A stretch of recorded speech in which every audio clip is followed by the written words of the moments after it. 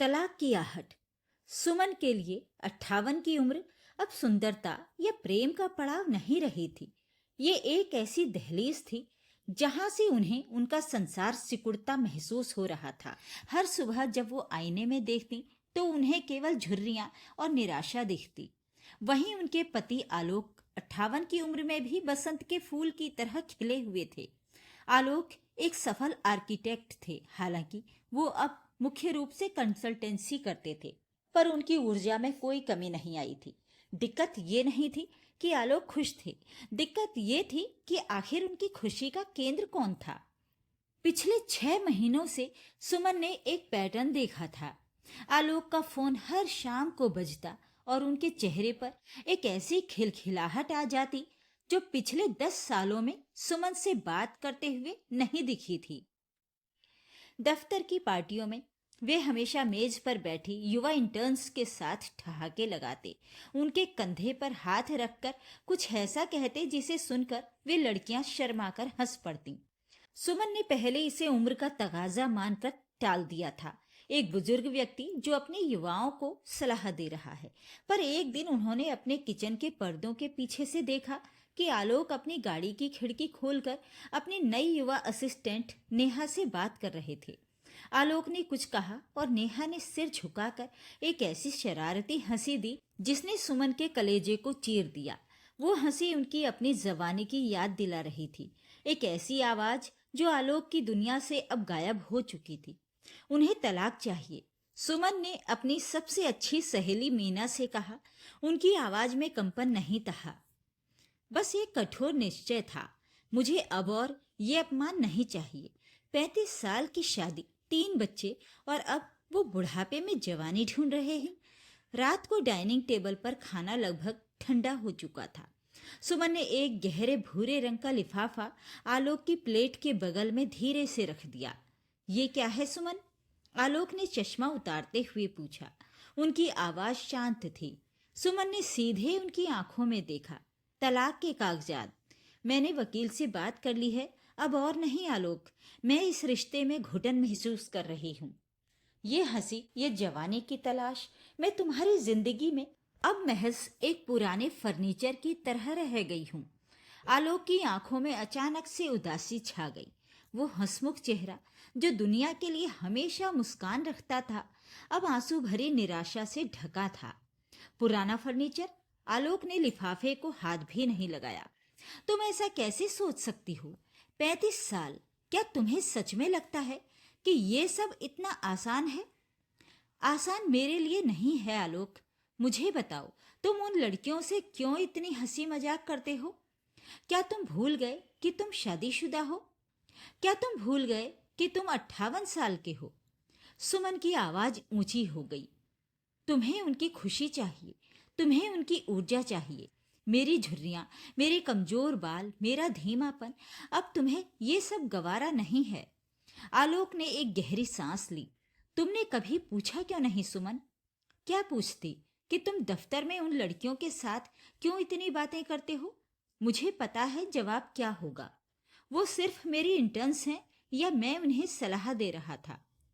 नहीं सुमन, आलोक ने धीरे से कहा, जवाब इतना आसान नहीं है। मैं तुम्हें बताना चाहता था पर हिम्मत नहीं हुई।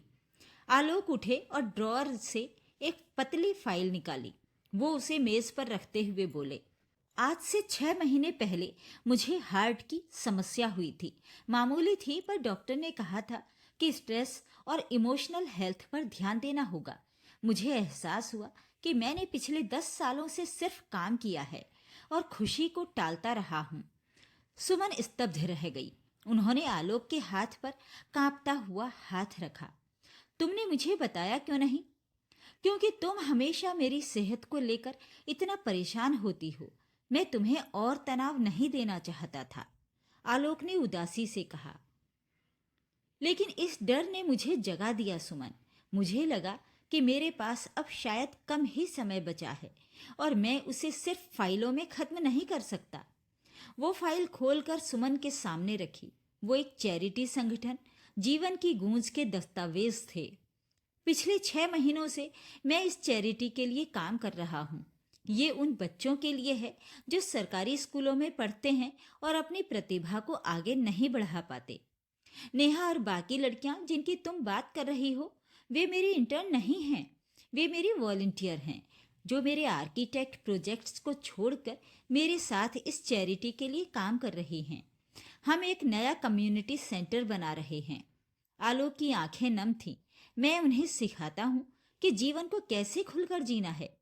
मैं उनसे इसलिए बात करता हूँ क्योंकि उनकी ऊर्जा मुझे महसूस कराती है कि मैं अभी भी जिंदा हूँ और मैं अब भी किसी के जीवन में बदलाव ला सकता हूँ। जब मैं उनसे हंसकर बात करता हूँ सुमन, तो वो हंसी सिर्फ मेरी नहीं होती, वो उनकी सफलता की, उनके सपनों की गूंज होती है। उन्होंने गहरी आवाज में कहा, जब मैं हंसता हूँ तो मैं उन सभी लम्हों का शोक मना रहा होता हूँ जो मैंने तुम्हारे साथ खुलकर नहीं जिए। मैं कोशिश कर रहा हूँ कि बाकी बची जिंदगी में खुशी से इतनी गूंज भर दूं कि तुम और हमारे बच्चे मेरे जाने के बाद भी उसे सुन सकें। आलोक ने सुमन का हाथ अपने हाथ में लिया।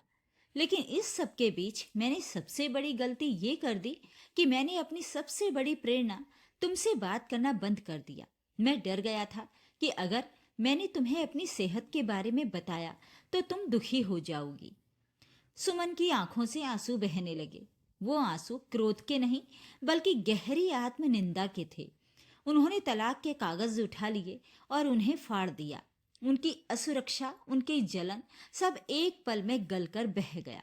उनकी हंसी, उनकी खुशी वो अपने लिए नहीं बल्कि दुनिया में कुछ अच्छा करने के लिए थी और वो सब कर रहे थे, जबकि सुमन ने उन्हें एक तुच्छ आदमी समझ लिया था। आलोक, उन्होंने फुसफुसाते हुए कहा, मुझे माफ कर दो। मेरी असुरक्षा ने मेरी आंखों पर पर्दा डाल दिया था। मैं 35 साल की साथी होने के बावजूद तुम्हारे दर्द और तुम्हारे उद्देश्य को नहीं पहचान पाई। हमें अब और कुछ नहीं करना है। आलोक ने उन्हें गले लगाते हुए कहा, हमें सिर्फ बात करनी है, हर दिन हर छोटी बात। और अगर तुम्हें कभी भी लगे कि मेरी हंसी में कोई राज है तो तुम मुझे रोककर पूछ सकती हो। वादा करो। वादा, सुमन ने कहा। और इस बार जब वो हंसे तो वो हंसी आलोक के लिए नहीं बल्कि दोनों के साझा भविष्य के लिए थी। अगले दिन से सुमन भी जीवन की गूंज चैरिटी में शामिल हो गई। उन्होंने महसूस किया कि आलोक का युवा लड़कियों के साथ हंसना अब उन्हें परेशान नहीं करता था बल्कि उन्हें प्रेरणा देता था। उन्होंने उनकी वॉलेंटियर टीम के लिए घर का खाना बनाना शुरू कर दिया। उनकी बैठकों में अपने जीवन के अनुभव साझा किए। सुमन ने समझा कि प्रेम का मतलब ये नहीं है कि आपका साथी सिर्फ आपकी तरफ देखे। प्रेम का मतलब है कि आप अपने साथी के उद्देश्य को समझें, उसे सहारा दें और उसके जीवन की हर हंसी, हर खुशी में अपना हिस्सा ढूंढ लें। 58 की उम्र में तलाक की दहलीज पर आकर उन्हें एक नया रिश्ता मिला। एक ऐसा रिश्ता जो अब सिर्फ जिम्मेदारियों का नहीं बल्कि साझा उद्देश्य और आत्मसम्मान का था।